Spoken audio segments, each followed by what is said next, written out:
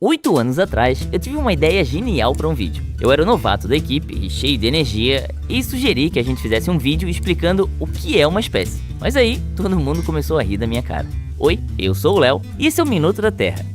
Deixa eu explicar, o pessoal não estava zombando de mim. Eles estavam rindo porque eu tinha acabado de sugerir exatamente o mesmo vídeo que eles estavam tentando fazer há anos. Um vídeo explicando o que é uma espécie. Era o Moby Dick do canal muito antes de eu chegar por aqui. Basicamente, a minha ideia para o vídeo era explicar como e por que classificar a vida em grupos separados e bem definidos é uma baita complicação. E isso é exatamente o tipo de coisa que a gente adora aqui no Minuto da Terra. A gente já fez vários vídeos mostrando como é difícil definir certas categorias, tipo o que é uma árvore, um inseto e até uma lua. Mas nesses casos, a definição inicial parece fazer sentido. Então dá pra começar de um jeito que todo mundo entende e só depois mostrar que as coisas são bem mais complicadas do que parecem. Só que com o conceito de espécie é diferente, a gente nem tem esse ponto de partida em comum. A definição mais famosa de espécie foi proposta por um biólogo lá pela metade do século passado. Espécies são grupos de populações naturais que se cruzam e que, por uma razão ou outra, não têm filhos entre si.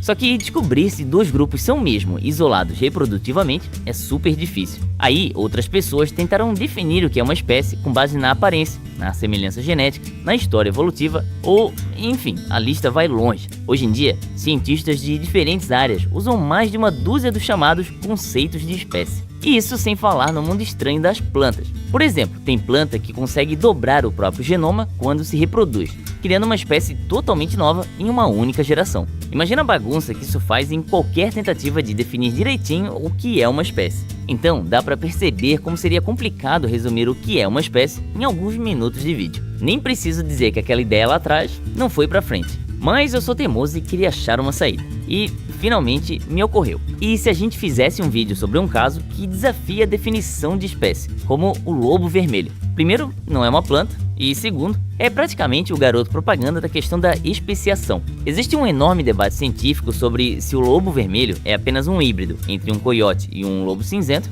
ou se é uma espécie própria que evoluiu separadamente, ou ainda se talvez tenha sido uma espécie própria que foi extinta e a atual é na verdade um novo híbrido. Só que essa história, que parece insignificante, escala bem rápido. Tipo assim, se coiotes e lobos cinzentos conseguem cruzar, será que eles são mesmo espécies diferentes? E, para dificultar as coisas, existem vários novos artigos acadêmicos defendendo todas essas opiniões diferentes sobre o lobo vermelho. Então é quase impossível contar essa história sem ela já estar imediatamente desatualizada.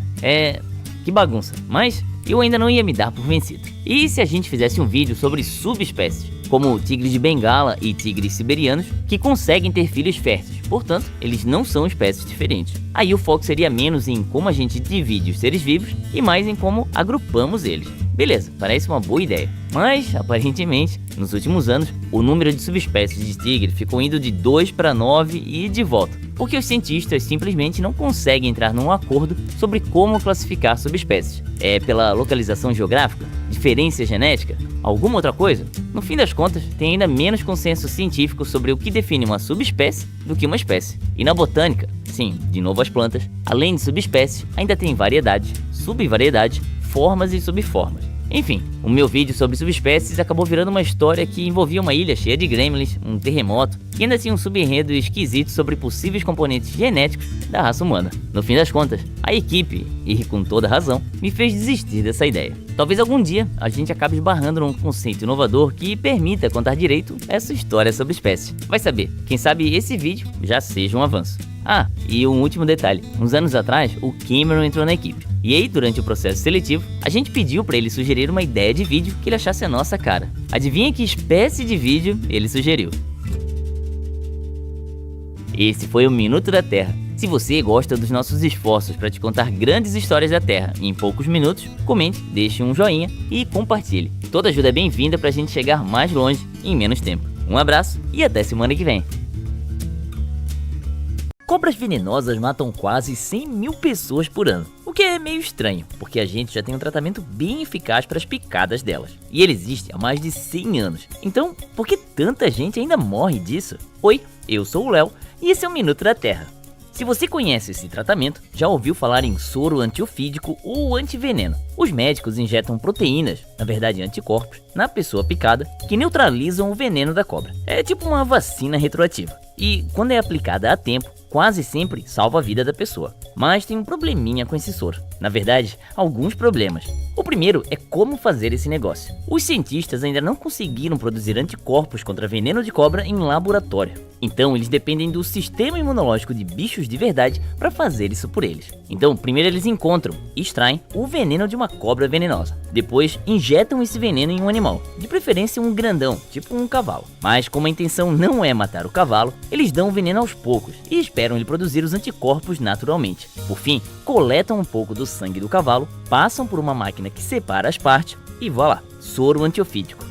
Você pode ver o processo todinho nesse vídeo aqui do canal Veritácio. Mas o importante é saber que fazer só um frasquinho de soro já é um processo bem lento e caro. E quem leva uma picada de cobra geralmente precisa de vários frascos para se recuperar. Outro problema é que cada cobra tem um tipo diferente de veneno. Ao longo de 170 milhões de anos de evolução, as cobras venenosas desenvolveram venenos com jeitos diferentes de atacar suas presas. Alguns destroem os nervos, outros destroem os músculos e tem veneno que ataca até as células do sangue. Para neutralizar esse coquetel químico de cada cobra, é preciso ter anticorpos específicos para cada espécie. E olha só, até cobras da mesma espécie, mas que vivem em lugares diferentes e comem coisas diferentes, podem ter venenos distintos o suficiente para precisarem de antissoros diferentes. Ou seja, para tratar alguém picado, o médico ou o posto de saúde tem que ter o tipo exato de soro. Em alguns lugares, só tem umas poucas espécies de cobras venenosas, às vezes só uma, então não é tão difícil manter o soro certo por perto. Mas nos trópicos, onde o clima quente e estável favorece uma biodiversidade enorme, várias espécies de cobras venenosas vivem juntas. E aí é preciso ter uma coleção inteira de antivenenos. E por vários motivos, as comunidades dessas regiões costumam ser mais pobres. Então, os postos de saúde muitas vezes não têm dinheiro para comprar todos esses anticorpos diferentes e caros. Para piorar, nessas regiões é mais comum que as pessoas trabalhem ao ar livre, sem calçado ou roupa de proteção. Então, o risco de picadas é ainda maior. Em outras palavras, quem mais corre risco de ser picado é justamente quem tem menos acesso ao tratamento certo. E é por isso que cobras venenosas matam 100 mil pessoas por ano e deixam outras 500 mil com sequelas permanentes, o que é o fim da picada. Pesquisadores estão testando jeitos de produzir anticorpos contra veneno de cobra de forma mais rápida e barata, e até trabalhando em um soro universal. Mas, por enquanto, para diminuir o número de mortes por picada, a gente precisa concordar, como sociedade, que ninguém deveria correr risco de morrer só porque nasceu num lugar com mais cobras e menos dinheiro. Se a gente conseguir isso, as mortes por picada de cobra podem virar coisa do passado. E se você não acredita, pode me cobrar. Esse foi o Minuto da Terra. Agora conta aí nos comentários, você ou alguém que você conhece já foi picado por uma cobra? Como foi a experiência? Não esquece de clicar no joinha, compartilhar o canal e seguir a gente nas redes sociais para não perder nenhuma picada de curiosidade. Um abraço e até semana que vem. Existem muitos, mas muitos coiotes na América do Norte e o povo lá tá tendo uma baita dificuldade para se livrar deles. Não é por falta de tentativa. Alguns lugares dos Estados Unidos consideram os coiotes uma praga tão grande que chegaram a colocar recompensas pela cabeça desses animais. Bom, como defensor da vida selvagem, eu poderia falar aqui que a gente não deveria tentar exterminar os coiotes por vários motivos ecológicos importantes, como o fato deles serem nativos da América do Norte Central e, quando estão em números normais, são parte essencial do ecossistema. Mas o que eu vou explicar aqui é que a gente não deveria tentar exterminar os coiotes porque isso, na verdade, faz com que surjam ainda mais coiotes. Oi, eu sou o Léo e esse é o Minuto da Terra. As matilhas de coiote geralmente funcionam como pequenas famílias. E numa matilha típica de umas 6 cabeças, só a fêmea dominante costuma ter filhotes. O resto do grupo é meio que os filhos adolescentes da alfa. Eles já são maduros, mas ainda ficam por perto, caçando junto com os pais. E nessa família tradicional, as fêmeas mais jovens não têm filhotes próprios, mas têm uma espécie de gravidez fake. Durante o período de reprodução, elas passam por todas as fases de uma gestação, sem gerar filhotes de verdade. Nem precisam ter acasalado para isso acontecer, o que é bem esquisito, mas tem uma finalidade em potencial, que é preparar essas fêmeas a agir de forma maternal com os novos irmãos e irmãs, ajudando a manter a matilha unida. Mas quando a fêmea dominante morre e a matilha se dispersa, as filhas dela saem por aí, encontram parceiros e começam a engravidar. De verdade dessa vez. Aí elas viram as novas fêmeas dominantes de suas próprias matilhas. As fêmeas mais jovens costumam ter ninhadas que chegam a ser o dobro do tamanho das alfas mais velhas. Ou seja, em vez de diminuir a população de coiotes, um caçador pode, sem querer, acabar aumentando o número deles. é que lutar contra coiotes é tipo lutar contra a hidra da mitologia. Cada coiote que você mata acaba sendo substituído por vários outros. Por causa dessa característica especial, a população de coiotes explodiu. E como outros grandes predadores diminuíram por causa da pressão humana, os coiotes foram ocupando os territórios deles. Antes, eles ficavam limitados mais ou menos ao terço central da América do Norte. Hoje, esses caninos, que não são bobos nem nada, estão espalhados por todo o continente, do Alasca até o Panamá. Provavelmente existem mais de 10 milhões deles por aí atualmente. A dominação dos coiotes é resultado desse paradoxo. Graças à sua estrutura social única e ao seu jeito especial de se reproduzir, a população de coiote não só é imune aos efeitos do gatilho, é o próprio tiro que saiu pela culatra. Esse foi o Minuto da Terra. Se você não quer que o nosso canal seja eliminado da YouTubesfera, já vai apertando o dedo no joinha, deixe um comentário sobre o que você achou desse vídeo e, se possível, compartilhe nosso conteúdo nas redes sociais para a gente chegar mais longe que os coiotes. Um abraço e até semana que vem! A Ilha dos Macacos, em Porto Rico, é, talvez sem surpresa, o lar de milhares de macacos.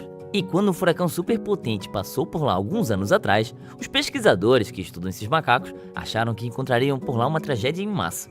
Mas só 2 macacos morreram durante a tempestade. Foi só muito tempo depois que o céu limpou que os corpos começaram a se acumular. Oi, eu sou o Léo e esse é o Minuto da Terra. Um bom tempo atrás, o David estudou esses macacos, mas nunca mais voltou à ilha desde que o furacão Maria passou por lá em 2017. Então, alguns meses atrás, quando ele e a Kate foram convidados para uma conferência em Porto Rico, eles aproveitaram para dar uma passada na ilha. O lugar parecia completamente diferente. A maioria das construções humanas estava em ruínas. O topo dessa colina, agora exposto, costumava ser completamente coberto pela floresta. E até a faixa de terra que ligava a Ilha Grande e a Ilha Pequena foi completamente varrida. E apesar de tudo isso, de alguma forma, apenas 2 macacos morreram. Mas então, nos anos seguintes ao furacão, morreram 50 macacos a mais do que o normal. Macacos estressados com o sistema imunológico enfraquecido acabaram sucumbindo a doenças. Fêmeas traumatizadas deram à luz a bebês que morreram logo após o nascimento. E com mais da metade das árvores da ilha sumindo, os macacos ficaram muito mais expostos, levando a mais doenças e mortes relacionadas ao calor. E os macacos não foram os únicos primatas afetados pelo furacão Maria. O furacão também castigou a ilha principal de Porto Rico e os humanos que vivem lá. Cerca de 100 pessoas morreram como resultado direto da tempestade. Mas, assim como com os macacos, muitas mortes aconteceram depois também. A rede elétrica foi destruída e os hospitais perderam energia, fazendo com que pessoas morressem de infecções. Estradas foram bloqueadas ou destruídas, então pessoas não conseguiam chegar aos hospitais, morrendo por causa de coisas como enfisema e pneumonia. E remessas de insulina ficaram travadas, fazendo com que pessoas morressem de diabetes. Pesquisadores estimam que cerca de 3.000 pessoas a mais morreram como resultado desses impactos diretos de longo prazo da tempestade. Isso é 30 vezes mais pessoas do que as que morreram durante a tempestade em si. Essa proporção, que podemos chamar de índice de sequelas, é incrivelmente parecida com a da Ilha dos Macacos, que foi 25. Todos os furacões têm esses tipos de mortes tardias, às vezes, a maioria delas. Por exemplo, um furacão médio que atinge a costa dos Estados Unidos tem um índice de sequelas de mais de 200, e outros desastres também têm mortes tardias. Inundações graves levam a ataques cardíacos em fazendeiros sobrecarregados que precisam replantar seus campos encharcados. Terremotos muitas vezes levam a surtos de doenças ao quebrarem tubos de esgoto e criarem condições insalubres. Os cientistas ainda estão tentando descobrir o que, em um desastre específico, determina seu índice de sequelas. Desastres como terremotos tendem a ter índices de sequelas mais baixos para o mesmo total de mortes, porque mais mortes acontecem durante o desastre. Mas o fato de que as mortes tardias existem e de que alguns desastres têm tantas delas, significa que, provavelmente, precisamos prestar tanta atenção, ou até mais, aos efeitos de um desastre quanto ao desastre em si. E quando você ouvir que um furacão nos Estados Unidos matou, digamos, 5 pessoas, você deveria multiplicar esse número na sua cabeça por cerca de 200 para entender a verdadeira contagem de morte. E isso me traz de volta aos macacos da Ilha dos Macacos. Depois do furacão Maria, eles começaram a cuidar uns dos outros com mais frequência do que antes. Tipo, muito mais. Para os macacos, cuidar uns dos outros é uma forma de construir laços sociais e fazer amigos. E os pesquisadores acham que, coletivamente, os macacos estavam se cuidando mais como uma forma de diminuir seus níveis de estresse e, consequentemente, o índice de sequelas deles. E até hoje, esses macacos ainda cuidam uns dos outros mais do que costumavam. O famoso males que vem pra bem. E esse foi o Minuto da Terra. Conta aí pra nós nos comentários se você já conhecia o navegador Opera e se vai passar a usar agora. Se você gostou desse vídeo, clique em gostei e compartilhe com seus amigos. Se ainda não é inscrito no canal, se inscreva. Um abraço e até semana que vem. Se eu falar que esse cachorro é da mesma família que esse lobo e esse guaxinim, você acreditaria?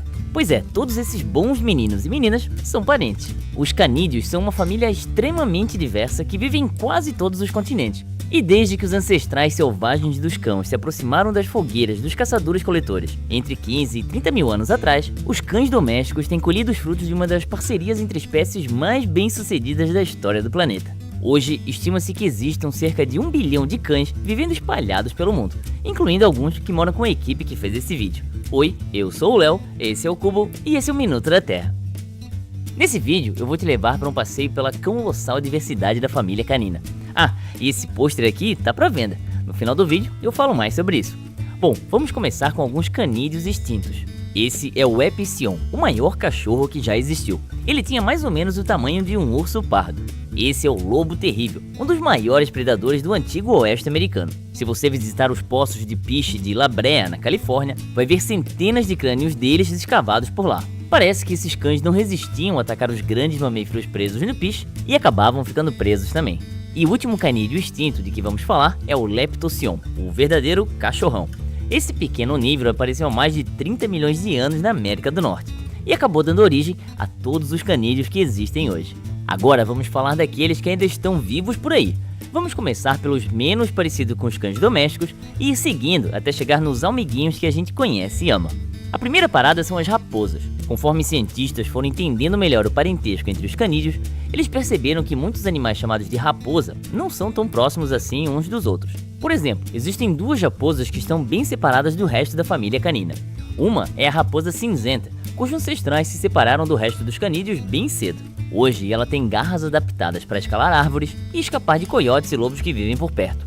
A outra é a raposa das ilhas, uma parente próxima da raposa cinzenta.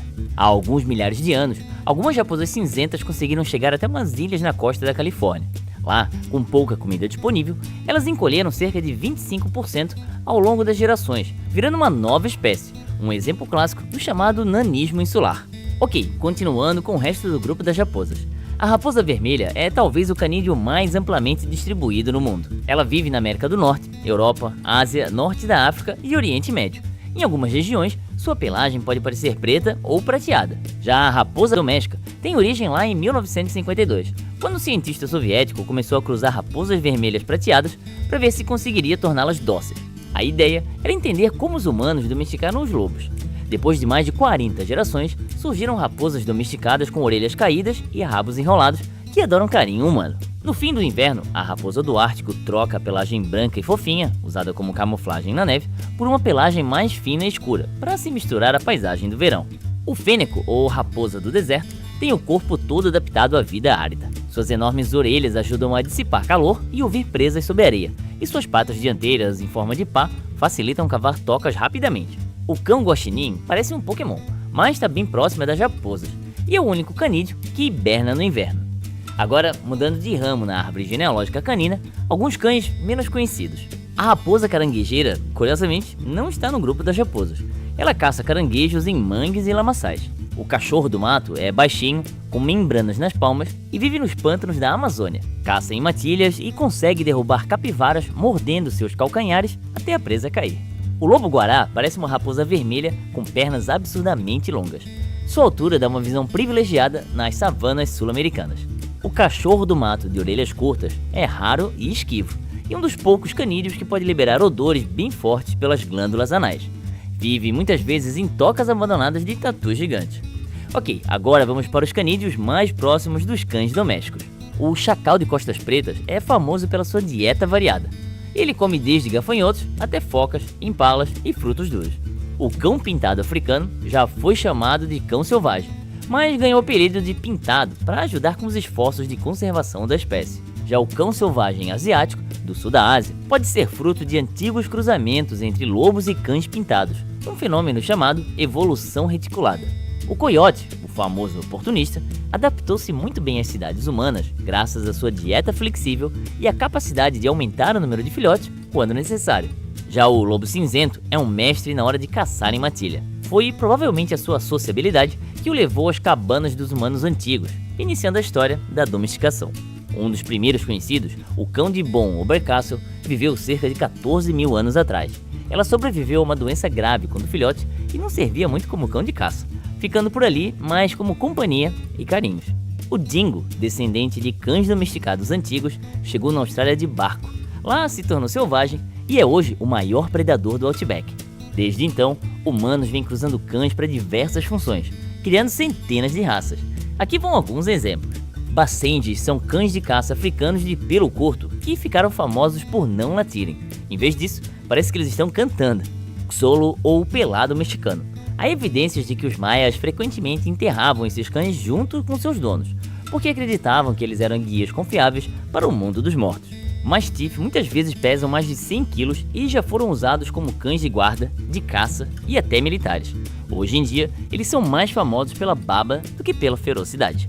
Huskies e Malamutes são frequentemente usados como cães de trenó porque, graças a uma característica curiosa de como usam suas reservas de energia, eles conseguem correr ultramaratonas por vários dias seguidos, tornando-se os melhores atletas de resistência do planeta. Poodles são inteligentes e de pelo encaracolado, e antigamente eram usados como artistas em circos. O labrador, originalmente um caçador de aves no Canadá, hoje é um pet super popular graças ao temperamento amigável. O Golden Retriever é parecido com o labrador, mas veio da Escócia e ficou famoso com os filmes Bud, o cão amigo. O pastor alemão é super popular e aprende comandos rapidamente. Ele é famoso pelo trabalho como cão policial e de busca e resgate. Os pastores belgas, especialmente a raça de pelo curto, conhecida como Malinois, são extremamente atléticos e fáceis de treinar. Os Whippets eram os cães favoritos do rei Luís XV. Eles são conhecidos pela velocidade e energia nervosa. Às vezes, uma mutação genética exclusiva dessa raça cria cães super musculosos, conhecidos como Bully Whippets. Os Dachshunds, também conhecidos como salsichas, foram criados para entrar em tocas e expulsar texugos. Inclusive, a palavra alemã para texugos é Dash. Hoje em dia, porém, eles são cachorrinhos fofos e compridos. Um Greyhound pode atingir velocidades superiores a 75 km por hora e tem a maior porcentagem de fibras musculares de contração rápida entre todas as raças. A menor de todas as raças de cães, os Chihuahuas receberam esse nome graças a um estado no México, de onde eles se originaram. O menor Chihuahua conhecido, Pearl, tinha apenas 12 centímetros de comprimento e pouco mais de 500 gramas. Pra mim, o Bulldog francês parece meio gremlin, mas aparentemente esse visual tá na moda. Hoje, eles são a raça mais popular nos Estados Unidos, ultrapassando os labradores em 2022. Akitas são conhecidos pela lealdade. Mesmo após a morte do seu dono, Hachiko continuou esperando por ele todos os dias na estação de trem por 9 anos. Ele se tornou um herói nacional e símbolo máximo de fidelidade. Os dogs alemães são os cães mais altos do mundo. Em pé sobre as patas traseiras, Zeus, um dog alemão de 2,24 metros, era mais alto que Shaquille O'Neal. Ele podia beber direto da pia da cozinha. São Bernardos são famosos como cães de resgate em montanhas. Barry salvou mais de 40 pessoas enquanto trabalhava em um mosteiro suíço. Ele farejava pessoas presas em avalanches, cavava para tirá-las e depois se deitava sobre elas para aquecê-las. Também existem muitos cães que não são considerados de raça pura. Alguns são como os Labradoodles, mistura de labrador com poodle, criados originalmente para pessoas alérgicas, mas que hoje são pets fofos e sem queda de pelo, perfeitos para todos os tipos de família. Também temos o Pitbull, que é um nome genérico dado a várias raças musculosas de pelo curto, com cabeça quadrada. Por causa da história de serem usados em lutas de cães e da reputação, muitas vezes injusta, de agressividade, Pitbulls frequentemente recebem rótulos de outras raças em abrigos para aumentar suas chances de adoção. E por fim, existem os vira-latas, que são basicamente combinação de várias raças, como o Watson, da Kate. Talvez o vira-lata mais famoso, depois do caramelo brasileiro, seja a Laika, uma soviética que foi escolhida para o programa Sputnik. Ela foi o primeiro animal a orbitar a Terra, mas infelizmente não voltou para casa. Caramba, esse vídeo ficou grande para cachorro. Obrigado por nos acompanhar nessa viagem pela incrível diversidade da família canina. Se você curtiu, vai adorar saber que pode ter esse pôster aí na sua casa. Nós trabalhamos bastante para que ele ficasse bonito e educativo. Acesse o link na descrição e garanta já o seu. E se você gostou desse tipo de vídeo, dá uma olhada no canal do nosso amigo Dom, o Domain of Science, que faz vídeos assim o tempo todo. Um abraço e até semana que vem! Na escola, você provavelmente aprendeu sobre o ciclo da água com um diagrama como esse. O problema é que ele tá errado, ou no mínimo, bem impreciso. Oi, eu sou o Léo e esse é o Minuto da Terra. Vamos lá, olha só todo esse espaço e essas setas mostrando o que acontece aqui em cima, o que faz parecer que a maior parte da água doce do nosso planeta circula entre as nuvens, os lagos e os rios até voltar para o oceano. Mas a água não oceânica nesse circuito, a qualquer momento, representa apenas cerca de 2% da água doce da Terra. É basicamente um erro de arredondamento. A maior parte da nossa água doce, quase 70%, está presa em geleiras e calotas polares. E toda essa água é representada por essa parte minúscula do diagrama. Mas essa nem é a questão. O problema é mais embaixo, onde, segundo a imagem, quase nada acontece. Só que, na verdade, a segunda maior parte da nossa água doce, praticamente toda a água que não está congelada, está no subsolo. Veja bem, uma pequena parte da água da superfície escapa desse ciclo de nuvens, lagos, rios e vai parar debaixo da terra. Ela se infiltra nas rochas permeáveis sob os nossos pés, tipo a água entrando numa esponja, e vai descendo até encontrar uma camada de rocha menos permeável. Com o tempo, essa água flui lentamente em direção ao oceano, bem devagar mesmo. Uma gota pode levar anos para chegar lá. Um pouco da água dessa primeira camada segue por um caminho diferente. Ela pode se infiltrar ainda mais fundo, descendo cada vez mais pelas camadas da crosta terrestre. Qualquer fiozinho de água que chegue lá pode passar pelos pequenos poros e fendas das rochas por até 10 mil anos, vagando devagar e sempre em direção ao oceano. E ainda assim, parte dessa água pode acabar indo além nas profundezas terrestres. Alguns desses reservatórios de água, chamados de aquíferos, ficam tão profundos que acabam sendo arrastados junto com as placas tectônicas da Terra, ou até parcialmente empurrados para baixo do fundo do oceano. Ou então, a água dentro deles se move tão devagarinho por rochas tão densas que o calor e a pressão a fazem se prender em minerais, até que a placa tectônica que a carrega seja reciclada por um vulcão. Isso significa que a rocha da crosta derrete e o aquífero vira vapor. E, oh meu Deus, essa animação tá demorando uma eternidade. Mas aqui na vida real, essa parte do vulcão só acontece milhões de anos no futuro. E, pelo menos hoje em dia, tem mais um jeito da água sair dos aquíferos da Terra. Um jeito que nem aparece nesse diagrama. Acontece que a humanidade ficou muito boa em bombear a água do subsolo para o nosso próprio uso. É por isso que entender bem essa parte do diagrama, o que realmente acontece lá embaixo e quanto tempo leva, é tão importante. Porque embora o estoque de água doce subterrâneo seja enorme, ele também é frágil. Uma vez que um aquífero é esvaziado, pode levar décadas ou mais para se reabastecer. E se um aquífero for contaminado, pode ser um caminho sem volta. Esse foi o Minuto da Terra. Se você aprendeu uma coisa nova com esse vídeo, conta pra gente nos comentários. Se curtiu, clica no joinha e, se puder, compartilha e siga nossas redes sociais para fortalecer nossa comunidade de eternos aprendizes. Um abraço e até semana que vem. Nos anos 60, os engenheiros da NASA estavam construindo a espaçonave Apollo, mas eles esbarraram num problema enorme que quase os impediu de chegar à Lua. Para resolver isso, eles pediram ajuda de especialistas nada convencionais, tecelões. Oi, eu sou o Léo e esse é o Minuto da Terra. Engenheiros e tecelões parece uma combinação esquisita, e a gente vai voltar a falar disso com mais detalhes já já. Mas a questão aqui é que muitos problemas complicados podem ser resolvidos juntando grupos de especialistas que ninguém imaginaria. Tipo, quando linguistas se juntaram a geneticistas para estudar a relação entre língua e genes em vários grupos de pessoas, ajudando a descobrir onde, na África, o Homo sapiens surgiu e quais caminhos seguimos quando começamos a nos espalhar por aí. Outro exemplo foi quando especialistas em dinâmica de fluidos se juntaram a surfistas famosos para descobrir que, para formar os melhores tubos, o vento precisa soprar vindo do mar em direção à praia. Teve também quando pesquisadores em epidemiologia se juntaram a experts em tratamento de esgoto para testar um montão de cocôs de uma vez só em busca de vírus.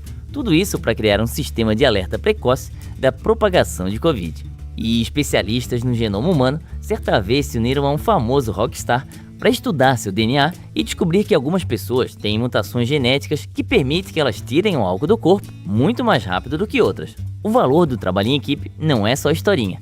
Um estudo com quase 18 milhões de artigos científicos descobriu que, quando pesquisadores de áreas inesperadas trabalham juntos, suas pesquisas costumam ter mais impacto, pelo menos na forma como elas são citadas. E grandes descobertas científicas, daquelas que ganham prêmio Nobel, costumam juntar ainda mais áreas diferentes e métodos de pesquisa. Mas fazer especialistas de áreas bem diferentes trabalharem juntos para resolver problemas não é assim tão simples. E a gente nem sempre sabe qual tipo de conhecimento vai ser necessário para cada desafio. Além disso, pessoas de áreas distintas geralmente têm culturas e métodos de trabalho muito diferentes, inclusive outros vocabulários. E ainda tem a questão de nem sempre dar a todos os colaboradores o respeito e o crédito que eles merecem.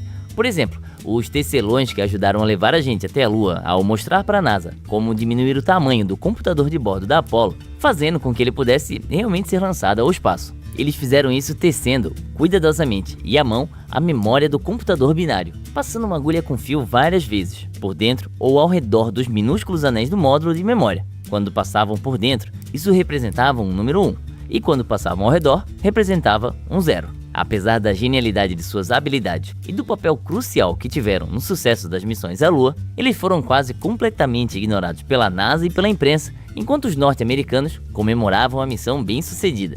Só recentemente é que, pelo menos alguns desses tecelões, receberam o reconhecimento que mereciam. Então, não é garantido que sempre iremos conseguir reunir os especialistas certos para resolver nossos problemas mais difíceis. Mas quando conseguimos juntar fios fortes de conhecimento, dá para tecer soluções para alguns dos maiores desafios na Terra, ou até na Lua. Esse foi o Minuto da Terra. Se você gostou desse vídeo, não deixe de tecer seus comentários aí embaixo, clicar no joinha e contribuir com o nosso trabalho em equipe, seguindo as nossas redes sociais. Um abraço e até semana que vem! Se você já teve uma cama elástica ou pulou na de alguém, talvez reparou que a grama embaixo dela costuma ser mais alta e verdinha que a do resto do quintal. E não é só porque ninguém corta a grama ali. Na verdade, quando você corta ela, o efeito fica ainda mais evidente. É que tem uma outra coisa, algo mais sombrio acontecendo por ali. Oi, eu sou a Maria e esse é o Minuto da Terra. As plantas precisam de sol, é de lá que vem a energia delas. Mas sol demais pode ressecar o solo, superaquecer a planta e sobrecarregar seu motor de fotossíntese, travando todo o seu crescimento. Quando a gente reduz um pouco a quantidade de sol que chega até a planta, tipo cobrindo com um trampolim que deixa passar só uma parte da luz, o solo retém a umidade, a temperatura fica bem mais amena e a luz se mantém estável para uma fotossíntese ideal. O resultado, na maioria das vezes, plantas maiores e mais felizes. No jardim de casa, esse efeito trampolim é só um evento curioso, mas em fazendas pode ser uma verdadeira revolução. Um estudo descobriu que milharais deram colheitas maiores quando cresceram sob sombra parcial e não sol direto. Outro mostrou que tomates que curtiram uma sombrinha produziram o dobro de frutos. E na França, uvas cultivadas com um pouco de sombra ficaram mais doces e saborosas. Mas ter colheitas maiores e melhores não foi o único benefício. É que em vez de estarem debaixo de trampolins gigantes, o que convenhamos, seria bem divertido, as plantas desses estudos estavam protegidas por painéis solares. Ou seja, esse sistema também capturava a luz do sol e transformava em eletricidade. E lembra daquele microclima fresquinho criado pelo efeito trampolim? Ele ajuda a manter os painéis solares frios, o que, por motivos físicos, que é assunto para outro vídeo, faz com que eles gerem ainda mais energia. Então, os painéis solares ajudam as plantas a crescerem melhor e as plantas ajudam o funcionamento dos painéis solares. Me soa como um ganha-ganha sensacional. Claro, não é tão simples assim. Algumas plantas que adoram a luz solar, como framboesas e trigo, não se dão tão bem quando ficam na sombra. O lugar também faz diferença. Plantações em regiões mais frias e úmidas se beneficiam menos do efeito trampolim do que as que estão em áreas mais quentes e secas. E montar esses sistemas, para começo de conversa, tem seu custo e complicações. Mas os pesquisadores fizeram as contas e as fazendas com painéis solares estão basicamente tirando um proveito duplo da mesma terra, ou bem perto disso. A matemática de colher energia solar junto com alimentos costuma fazer sentido nos números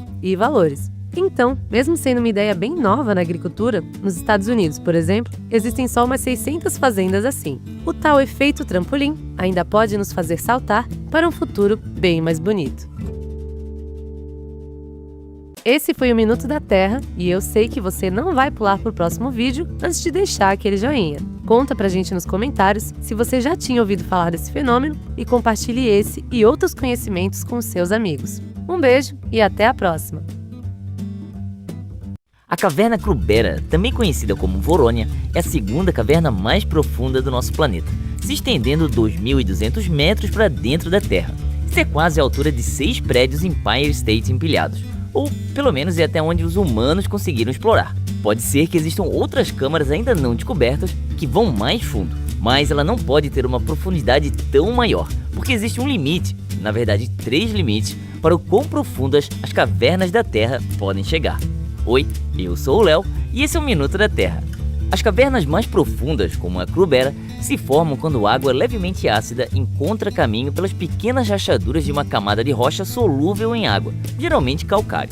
Com o tempo, essa água vai dissolvendo o calcário e abrindo cavernas cada vez maiores. Mas em certo ponto, se a caverna continuar descendo, o calcário acaba. E logo abaixo, normalmente existe uma camada de rocha que a água não consegue dissolver tão facilmente. Então, o primeiro limite para a profundidade de uma caverna é até onde vai a camada de rocha solúvel em água. A Mammoth Cave, nos Estados Unidos, a maior rede de cavernas do mundo, só chega a 118 metros de profundidade porque a camada de rocha solúvel ali é bem rasa. Já a camada de calcário, onde a caverna Krubera foi esculpida, é muito mais espessa, permitindo que ela seja mais profunda.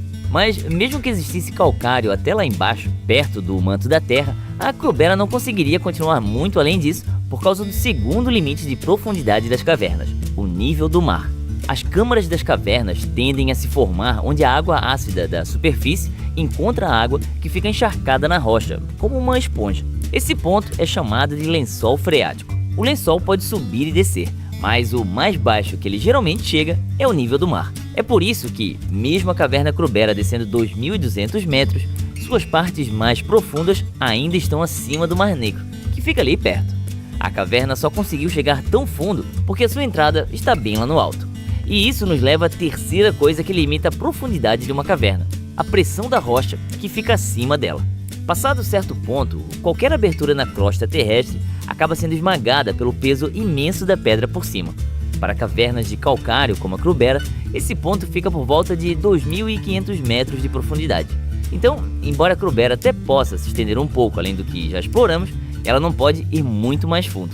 Dito isso, existem buracos muito mais profundos na crosta terrestre, que só são possíveis graças à engenhosidade humana. Por exemplo, engenheiros reforçaram uma mina de 4.000 metros de profundidade na África do Sul com barras de aço e cimento fortalecido com vergalhões revestidos de diamante para que os túneis aguentem a pressão esmagadora. E ao perfurar ativamente a rocha, em vez de depender da água para dissolvê-la, conseguimos atravessar camadas que não se dissolvem, passar muito além do nível do mar e chegar a lugares onde a pressão é absurdamente alta. É só olhar para o poço super profundo de Kola, na Rússia, que chegou a incríveis 12 quilômetros de profundidade na Terra. Não é natural, mas é fundo que só. Isso sim é descer o nível no bom sentido. E nós não deveríamos subestimar tamanha engenhosidade. Mas é rocha ficar cavando esses trocadilhos. Acho que alguém tem que me resgatar desse fundo do poço. Esse foi o Minuto da Terra. Se você aprofundou seus conhecimentos, aproveita para comentar, deixar um joinha, compartilhar esse vídeo e seguir a gente nas redes sociais. Um abraço e até semana que vem! A essa altura do campeonato, você provavelmente já ouviu que a inteligência artificial pode ser bem perigosa e até capaz de acabar com a civilização se ficar super inteligente e sair do controle. Mas os especialistas quase nunca explicam o que exatamente isso significaria para nós, pobres humanos. Então, quando o pessoal da Control AI nos chamou para fazermos um vídeo sobre os perigos de uma IA não regulada, a gente topou, com uma condição: que eles mesmos descrevessem alguns cenários específicos em que uma IA super inteligente realmente pudesse apagar a gente do mapa. Oi, eu sou o Léo e esse é o Minuto do Apocalipse. Um dos principais objetivos da IA é automatizar tarefas, geralmente coisas que os humanos não conseguem ou não querem fazer. Então, os modelos de IA são criados para ser capazes e independentes. Só que eles estão ficando tão poderosos e autônomos que muitos especialistas têm certeza de que, em breve, a IA vai se tornar muito mais capaz do que qualquer pessoa, empresa ou até nação, atingindo o que os cientistas chamam de superinteligência. ela vai conseguir cumprir seus objetivos de jeitos que nós, humanos, nem conseguimos prever, e talvez até inventar objetivos próprios. E como tanta coisa na nossa vida é conectada e controlada por computadores, uma IA super inteligente poderia, teoricamente, assumir o controle desses computadores e assim controlar quase tudo. Mas que tipo de cenários reais, capazes de acabar com a civilização, os especialistas estão realmente preocupados? Um exemplo que você talvez já tenha ouvido é o famoso problema do maximizador de clipes de papel. A ideia é que uma IA, encarregada de controlar uma fábrica inteligente, quando ordenada a fazer o maior número possível de clipes de papel, poderia decidir que seres humanos são uma ótima fonte de carbono para produzir o aço desses clipes e acabar usando todo mundo no processo. Claro que esse problema de maximização também poderia acontecer com uma IA que, tentando juntar poder computacional suficiente para, sei lá, resolver a complicadíssima hipótese de Riemann, decidisse assumir todos os datacenters do planeta para trabalhar nisso. E depois tomar controle de todas as redes elétricas do mundo e mandar toda a energia para os datacenters, usando toda a energia existente e jogando a humanidade no caos e na escuridão. Ou existe o cenário em que uma IA super inteligente, numa missão de criar condições melhores para os enormes datacenters que alimentam, começa a mexer com a atmosfera da Terra. Porque enquanto o oxigênio é essencial para nós, ele não é para a IA. Na verdade, esse elemento até causa corrosão. Então, a IA poderia assumir o controle dos computadores em fábricas químicas para sugar todo o oxigênio do ar, criando um ambiente perfeito para as máquinas, que, por coincidência, seria mortal para os humanos. E tem também o cenário em que a IA tenta ativamente acabar com a humanidade. Imagine uma ferramenta de design biológico por IA, programada para desenvolver novos remédios, que decide que não quer humanos atrapalhando seu trabalho. Ela poderia usar suas habilidades de superengenharia para criar um patógeno feito para resistir a todos os remédios existentes.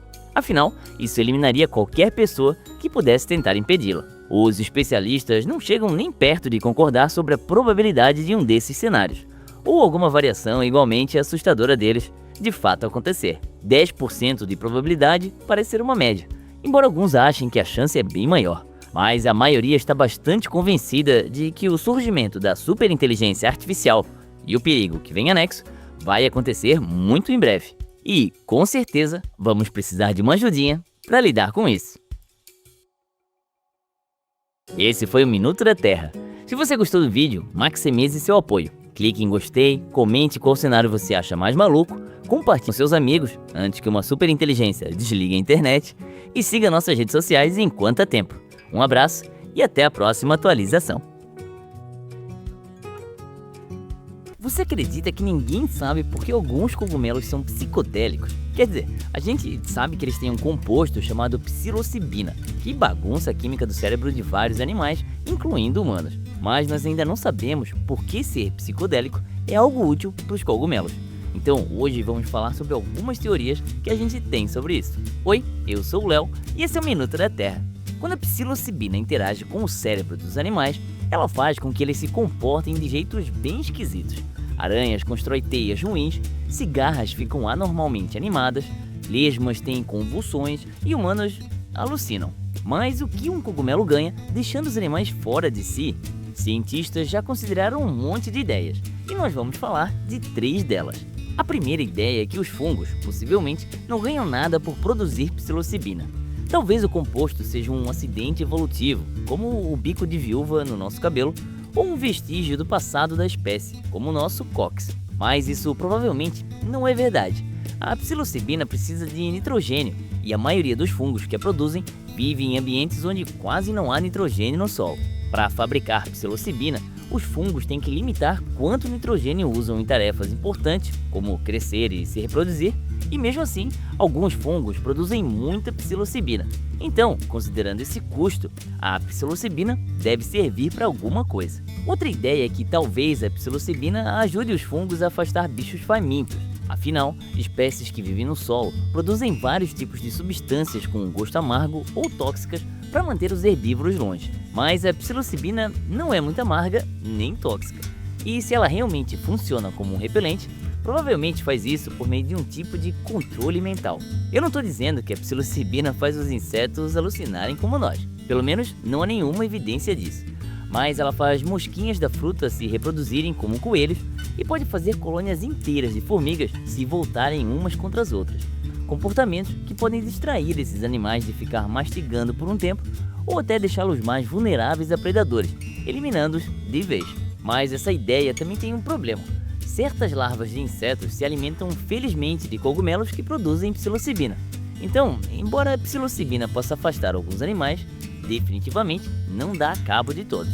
Uma terceira ideia é que a psilocibina ajudaria o fungo a espalhar seus esporos reprodutivos bem longe. Tipo, uma lesma come um cogumelo e, por causa da psilocibina, tem uma convulsão. Essa lesma, viajando com uma barriga cheia de esporos, pode chamar a atenção de um sapo, que pode comer a lesma e depois pular para longe antes de defecar os esporos. Só que essa ideia também tem suas falhas, porque se a função da psilocibina fosse só fazer os animais levarem os esporos para outros lugares, não faz muito sentido, porque ela precisaria fazer os animais se comportarem de maneiras tão estranhas. Sendo que, se o cogumelo fosse simplesmente gostoso e nutritivo, isso provavelmente já seria suficiente. Apesar de muitos estudos, os cientistas ainda não têm uma grande teoria unificada sobre o que a psilocibina faz pelos fungos. E é possível que nem exista uma só explicação. Talvez a psilocibina seja usada de jeitos diferentes, dependendo da espécie que a produz, ou talvez seja o equivalente químico de um canivete suíço. Boa bastante em várias coisas, sem ser especialista em nenhuma. Por enquanto, a conclusão é que, quando se trata do nosso entendimento científico sobre a psilocibina, a gente vai continuar fingindo que sabe do que está falando. Esse foi o Minuto da Terra. Se você gostou desse vídeo, conta pra gente nos comentários, deixa o seu joinha e compartilhe nas redes sociais, marcando a gente. Um abraço e até semana que vem.